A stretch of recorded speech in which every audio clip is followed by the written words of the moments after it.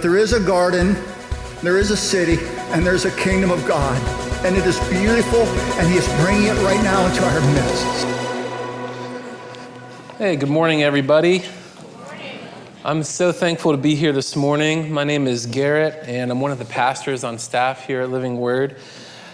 And we have officially moved into summertime, and that's always exciting, especially for our young people as they're able to take a little break from school.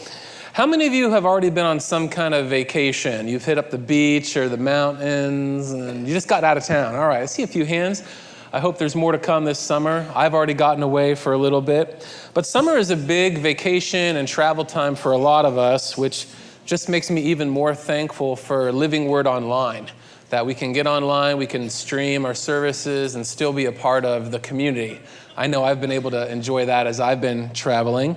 And so good morning to those of you who are watching online. I want to say welcome to you, and don't be shy about sending a little chat in the chat box about tell us who you are, where you're watching from, and hello to those who are in our Life Center as well. Welcome.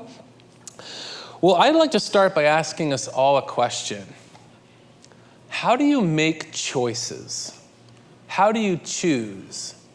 Do you make a pros and cons list? Do you think about the possible outcome of the decision you're going to make?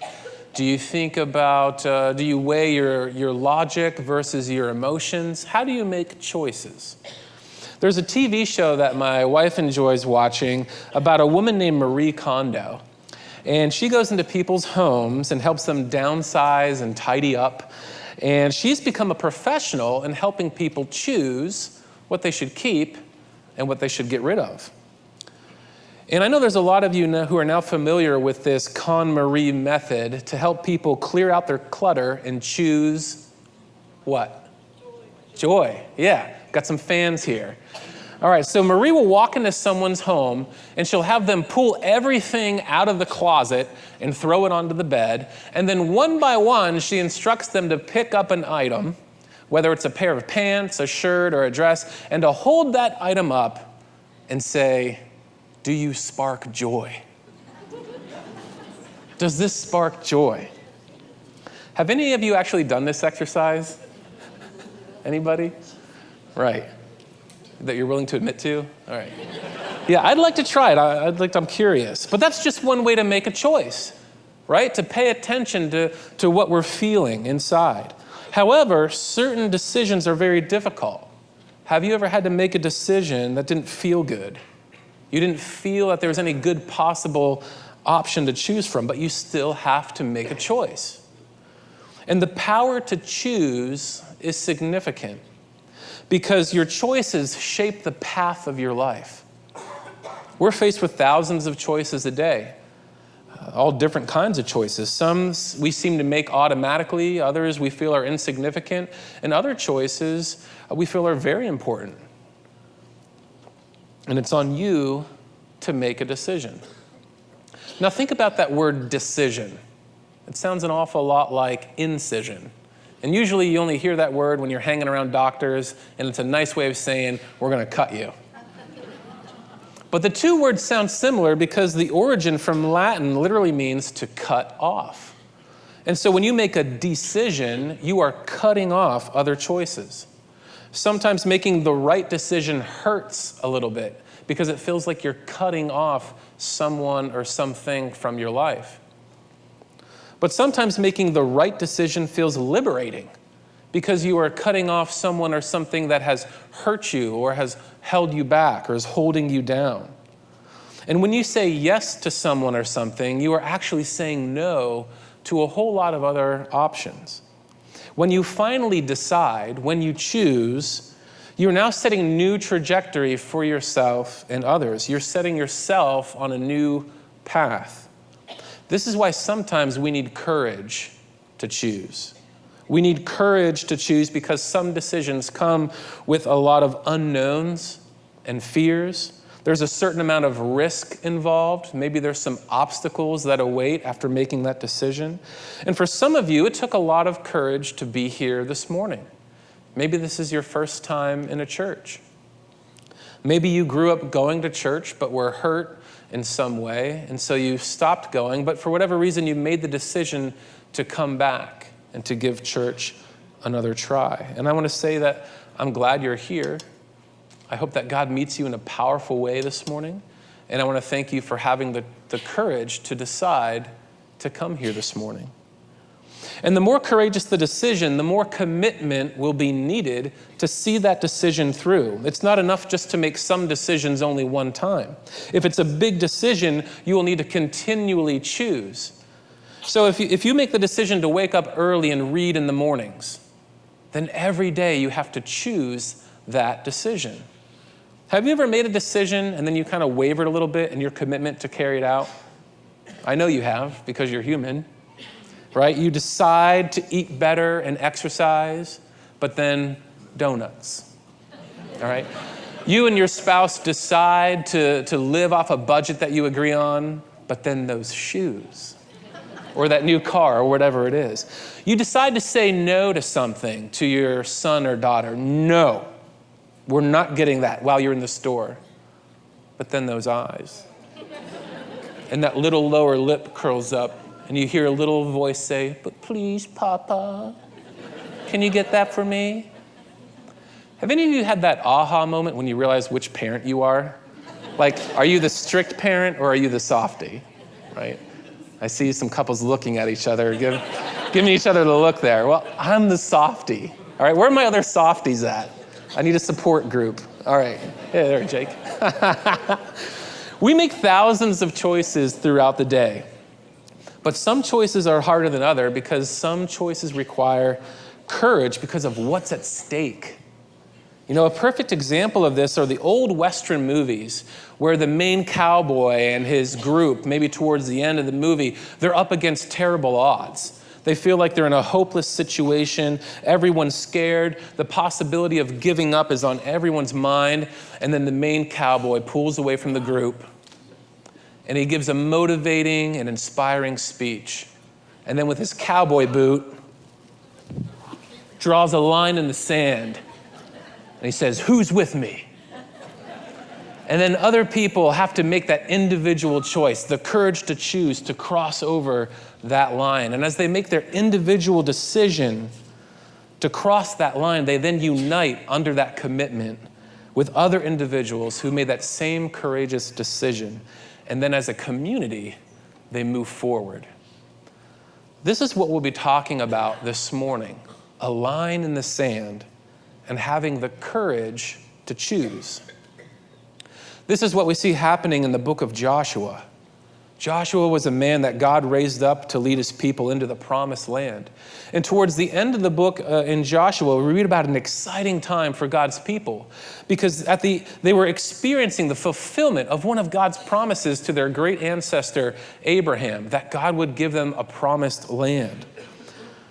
And this is made all the way back in the first book of the Bible in Genesis chapter 12. And then we read about Joshua leading the people into the promised land. And for a few chapters, which would be pretty boring for us to read, we see Joshua dividing up the land to the nation of Israel. So it's just a list of names and places and landmarks.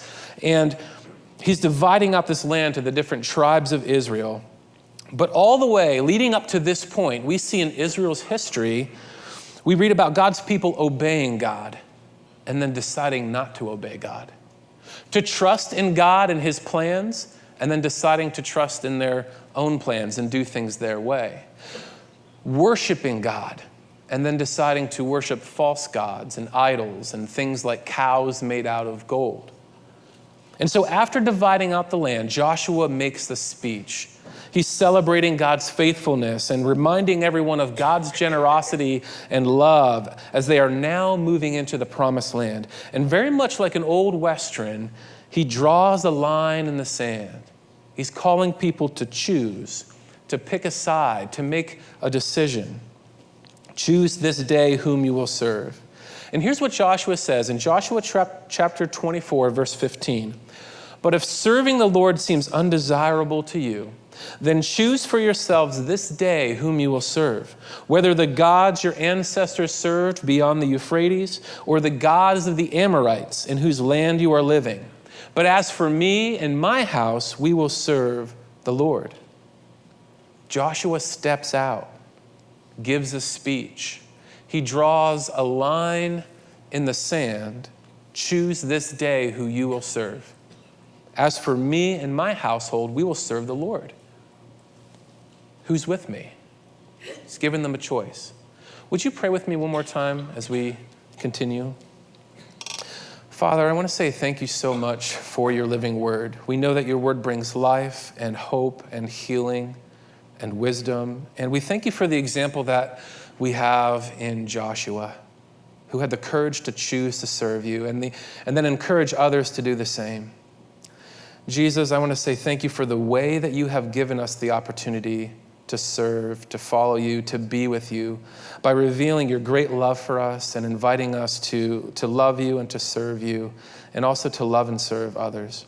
I pray for all of us here this morning as we have many important decisions to face, that you would give us your wisdom and your courage to choose you, your will and your way. And ask this in Jesus' name, amen. I believe that Jesus, metaphorically speaking, was always drawing lines in the sand. From the very first calling of the disciples in Mark chapter 1, come, follow me, and I will make you fishers of men. There's a line in the sand. Leave that way of life and come follow me. Choose my way and this new way of life. In John chapter 6, Jesus was teaching a large crowd of people who were following him. And then Jesus draws a line in the sand by giving a hard teaching, a difficult teaching that didn't sit well with some people. And in verse 66, it says, from that time on, many of his disciples turned back and no longer walked with him. So Jesus asked the 12, do you want to leave too? There's a line in the sand. Jesus is asking, are you with me? Do you trust me? And Simon Peter replied, Lord, to whom would we go? You have the words of eternal life. So the disciples stick with Jesus.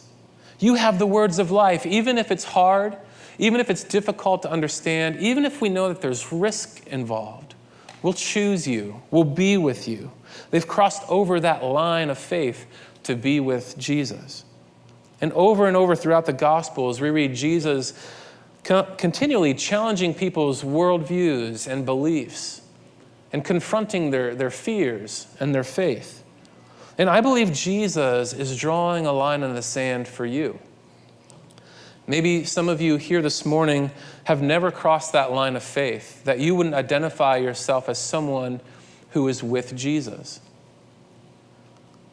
As the next gen pastor, I can tell you our entire team, our entire staff is passionate about helping people be with Jesus. We call that discipleship. And we want to help guide everyone, especially our young people, to become authentic followers of Jesus. And the first part of discipleship, of following Jesus, involves helping others learn to be with Jesus, to cross that line of faith. And this often means that there will come a point in your life where there's a line that's been drawn, a line in the sand, a line of faith. And Jesus is inviting you to cross it, to be with him. And I would like to invite you to cross that line today. And listen, you don't have to have every question answered or everything completely figured out or understood to be with Jesus. He's inviting you into a relationship with him that's often unpredictable. Sometimes it's scary, there's risk involved, but it's beautiful. It's a beautiful life. It's what Jesus refers to as a full life in John 10:10, an abundant life.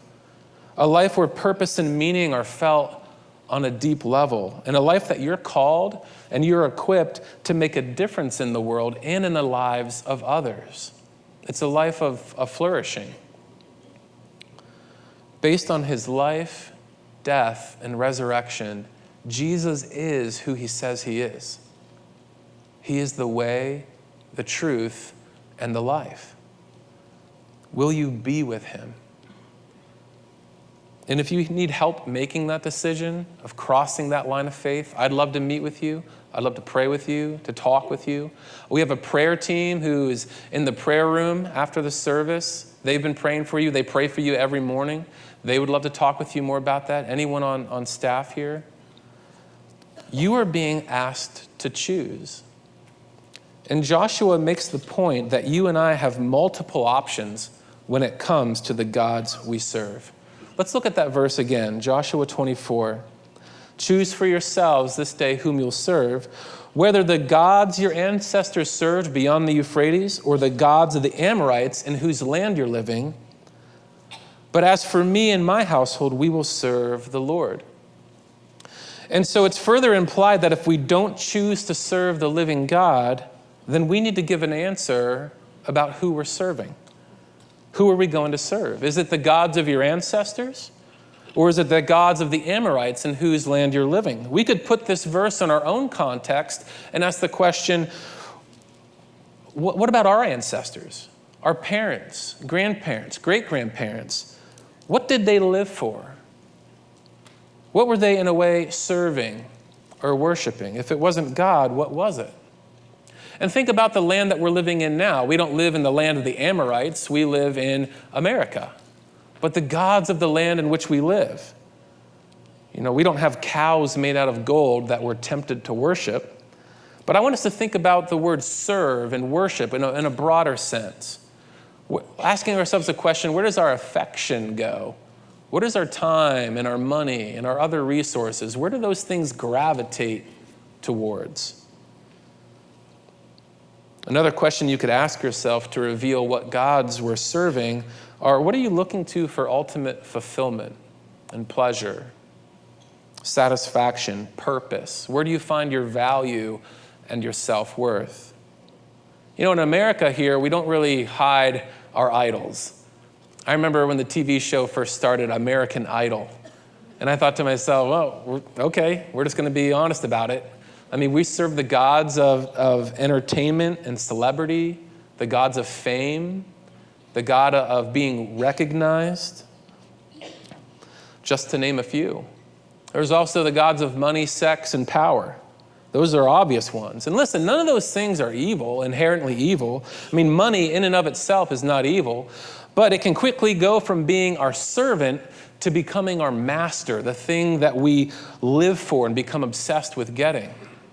Alcohol in and of itself is not evil. Jesus turned water into wine. But alcohol can very easily become the thing that we live for at the end of every day, or the thing that we look forward to every weekend. And so alcohol, money, sex, power, like any false god, if it becomes your master, it'll destroy your life. It'll ruin your relationships and further add to the brokenness in our world. And so choose this day whom you will serve. This is an important decision that you and I need to make. And we are confronted with a line in the sand, and we are being asked to choose. Both Jesus and Joshua make it very clear that this is an individual choice. Choose for yourselves this day whom you will serve. No one can make this decision for you, but your decision will have a great impact on those closest to you and beyond. Look at this verse one more time with me. Choose for yourselves this day whom you will serve. Whether the gods your ancestors served beyond the Euphrates or the gods of the Amorites in whose land you're living. But as for me and my household, we will serve the Lord. Choosing to serve the Lord is an individual choice, but the very next place that this decision impacts, that spills out over into, is the home, the household. Joshua is saying something very profound here about our homes and our families. Remember, Joshua is speaking to the entire Israel nation who have been called God's people, a group that have been called to be different than any other people group on the face of the earth, and they were called to be a blessing to every people group on the face of the earth. How do you get an entire nation to do the same thing, to become the same type of people that would be a blessing? Well, it starts with an individual choice that impacts the family. You see, you as an individual make up a family. And our families together make up communities. And our communities make up cities. And in America, our cities make up states. And our states make up a nation. But it all starts at home. It starts with your family, your household. And as for me and my household, we will serve the Lord. That's the line that Joshua is asking us to cross. That's the line that Jesus is calling us to cross. And I want to spend the rest of our time this morning looking at our households and asking this question: what does it look like for your household to serve the Lord? You know, at one point, a religious leader came up to Jesus and asked the question, what's the greatest rule? Teacher, what is the greatest commandment in the law? Out of all the rules that we have, which one is the greatest? And Jesus replied, love the Lord your God with all your heart and with all your soul and all your mind. This is the first and greatest commandment. And the second is like it, love your neighbor as yourself. All the law and prophets hang on these two commandments. And so Jesus boils down every law to two great commandments: love God and love others. And all the other laws hang on these two things, which means that all other laws are meant to support and encourage these two things. So when it comes to our household, how does our household serve the Lord? I think it means that our homes are set up in such a way that they communicate our love for God and others, but they also facilitate our love for God and others. They help us make decisions that love God, that help us serve God and others. So a house is an environment, right? We're in a church right now. We're in God's house. And so go ahead right now, take a look around the room. Maybe think about what this looked like when you came in through the doors, through the lobby. What is it about this environment that communicates our love for God and others? You can look around the room here. We have a cross back here. It's a reminder to celebrate what Jesus has accomplished for us. We love Jesus. We love God. We want to celebrate that. We love you so much. We gave you soft chairs to sit on. You guys feel comfortable? We have a lobby and a common grounds area where we hope you are connecting with each other and having life-giving conversations. We come into this environment and we sing songs. We worship God. We sing about who he is and what he has done. Listen, we love you so much that we have free coffee and bagels and donuts every Sunday. We want you to be caffeinated to stay awake during the messages, right? Now, just as a way of announcement, there's going to be a 2-week period where we don't have coffee and donuts. Oh no. Because we have work that we have to do in the Common Grounds kitchen to fix it up. So we won't have the space to prepare it and serve it, which means July 14th and July 21st, you might not be feeling the love. All right? Not having those things is going to change this environment. And I know my little girl's going to be asking, where are the donuts? But think about your home as an environment. Think about your home as like a garden. What are the things that you're planting in your home? What do you want to see grow? What are you putting in the garage? How are you setting up your living room? What do you put in the fridge and in your bedrooms? Are those things guiding you to serve God and love others? Do they foster and encourage love between the members of your household? Sometimes gardens need fences, right? We want to keep bad things out and protect the good things that we want to see grow in our garden. And just like our house, we want to see people flourish in our homes. And so we give ourselves and our children fences. We create boundaries, things like bedtime. All right? And although your children don't always feel love when you tell them it's bedtime, we do it because we love them and we want to see them grow in a healthy way. What about pulling weeds? Oh man, isn't raising children in our culture today kind of like pulling weeds? You go out in the flower bed and there's a bunch of weeds that need pulled, and then you walk out the next day and there's more popping up. It's like playing whack-a-mole with all these weeds. And so we got to pay special attention and be vigilant and pull out those weeds when we can, those things that would threaten to spoil or ruin the lives of the people closest to us living in our household. Your environments, your homes are so important in helping you love God and love others. Every area of your life is connected to that command somehow. Every area of your life can be lived in such a way that fulfills that command. And the way that you structure your home can help you carry that out.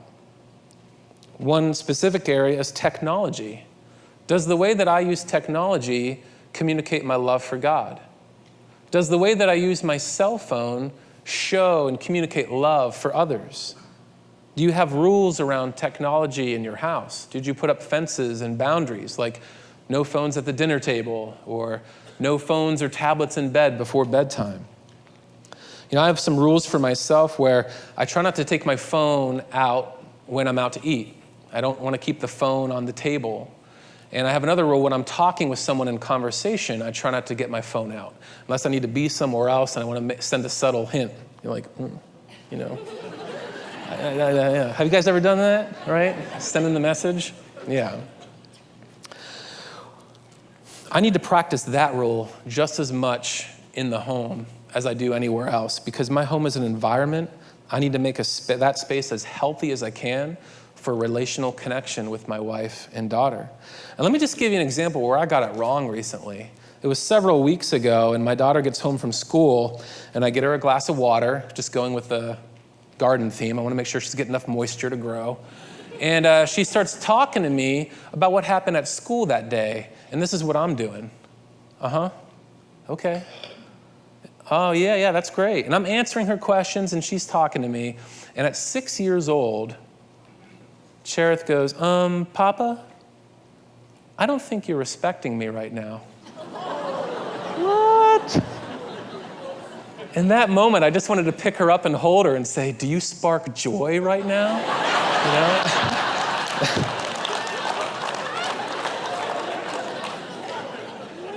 Well, I laughed a little bit because it just sounds cute when a 6-year-old confronts you like an adult. I don't know where she heard that, but she used it in the correct way. But I smiled and I say, Cherith, you're right. I'm sorry. I wasn't respecting you. I wasn't giving you my full attention. Would you please forgive me? You see, there's boundaries and rules and rhythms and routines that you can be intentional about setting up in your home that help you and those in your household love God and show love for others and the people that you would invite into your space. And as we're doing that in our homes, whether you're single, whether you're living alone, if it's just you and some roommates, you and your spouse, if even teenagers and young people, there's a way that you can live in your home that helps support your decision to love and serve God and to love others. And as we're doing that in our homes, it spills out into our communities, where you work, where you play, where you worship. One of the coolest things that I get to see as the next gen pastor is families serving together. The Schussler family was here at 8 a.m. and they're all sitting in the front row.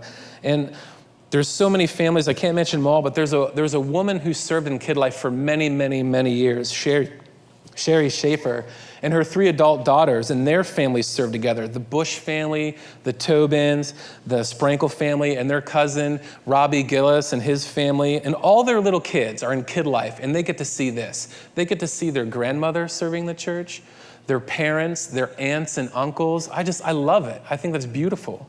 And there's so many other families that serve together as well. Again, I can't mention all of them, but the Smileys, Amanda and Josh Smith and their kids all serve together throughout the church.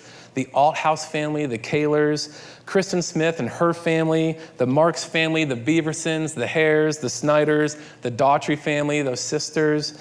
I could keep going, but it's just awesome to see households choosing to serve together as a family. And one of the things that makes that possible is we have this awesome ministry called Base Camp.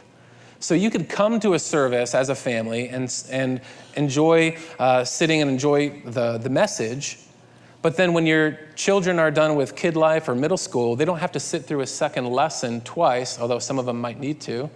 They could go to Base Camp, which is this giant room with games, and there's a jungle gym that makes most McDonald's play areas look lame, and they could be there while you serve during another service.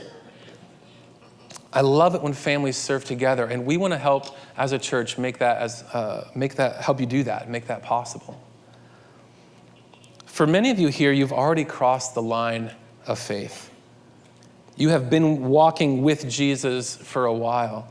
But the thing about being with Jesus is that he will continually draw more and more lines for you to cross. He did it with his disciples, and when you walk with him, he's going to do that for you as well, inviting you into deeper faith, deeper commitment, deeper love, and deeper joy as well. And Jesus invites us into service with him. And so I want to ask you this morning, what line is Jesus drawing for you to cross right now? Have you been paying attention to what maybe Jesus is asking you to do? How is Jesus asking you to be with him? As a young person, as a teenager, as a single person, or maybe as a family, as parents, as moms and dads? Could I be so bold to suggest that Jesus might be asking you to serve him in some way that you haven't served before? You know, there's many opportunities in our church and in our community where God needs you to be the person he's created you to be. He's given you gifts that are meant to be used. How is God asking me to make a difference? And then think about your homes. What kind of behaviors has your home environment have they been producing? Does your living room foster love and connection with the people in your household? What kind of fences do you need to put up? What kind of rhythms and routines have you established in your home? For some of you, maybe you haven't been intentional about your home environment, and I just want to challenge us this morning to think about that. And how is our homes, our households, fostering the ability for us to love and serve God well?